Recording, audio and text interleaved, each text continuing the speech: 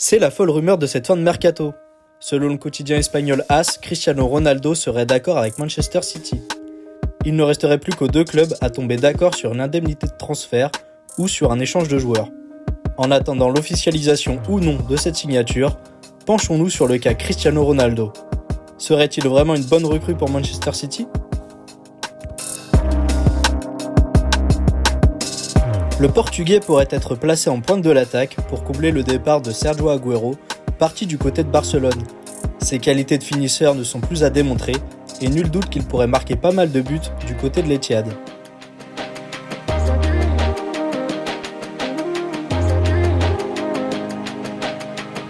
Cristiano Ronaldo pourrait revenir dans un championnat qu'il connaît très bien, puisqu'il a évolué sous les couleurs de l'ennemi de la ville, les Red Devils, à savoir Manchester United, de 2003 à 2009, avec un total de 118 buts. En 3 ans, sous les couleurs bianconeri, CR7 a marqué plus de 100 buts. Cristiano Ronaldo pourrait devenir une image forte de Manchester City et donc des propriétaires, à savoir le City Football Group, détenu par le Tchèque Mansour, d'origine Émirats Arabes Unis. Cela permettrait donc de répondre au pays rival du Golfe, à savoir le Qatar, qui a vu arriver Lionel Messi sous les couleurs du Paris Saint-Germain.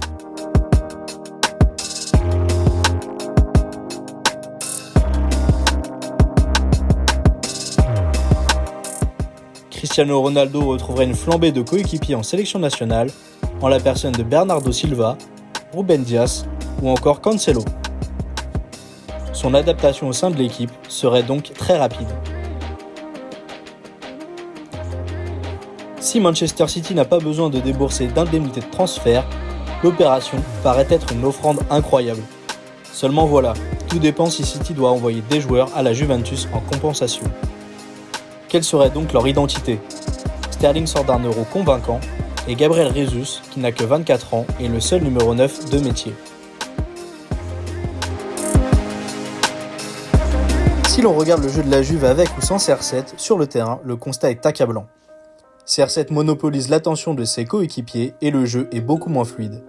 De plus, CR7 ne pourrait sans doute pas effectuer le pressing demandé par Guardiola. Mais le quintuple Ballon d'Or souhaiterait garder son salaire de 30 millions d'euros par an, ce qui ferait de lui le joueur le mieux payé de l'équipe et pourrait entraîner une mauvaise ambiance sur les gros joueurs de l'équipe actuelle. Pour comparaison, Kevin De Bruyne est payé 18 millions d'euros annuels. Le club anglais ferait bien d'attendre l'année prochaine pour retenter le coup avec Harry Kane, qui a annoncé qu'il restera à Tottenham cette saison. Manchester City aurait vraiment besoin de recruter un vrai numéro 9 d'avenir, et CR7 à 36 ans. Bon, on va pas se mentir, ce serait bien pour 1 ou 2 saisons, mais les Citizens risqueraient de louper un gros coup à venir sur le mercato. Et dire qu'à une époque, Manchester City n'avait pas ce problème de neuf, puisque les Sky Blues avaient Balotelli, Dzeko et Agüero dans leur rang. Et vous, qu'en pensez-vous ? CR7, bonne ou mauvaise pioche pour Manchester City ?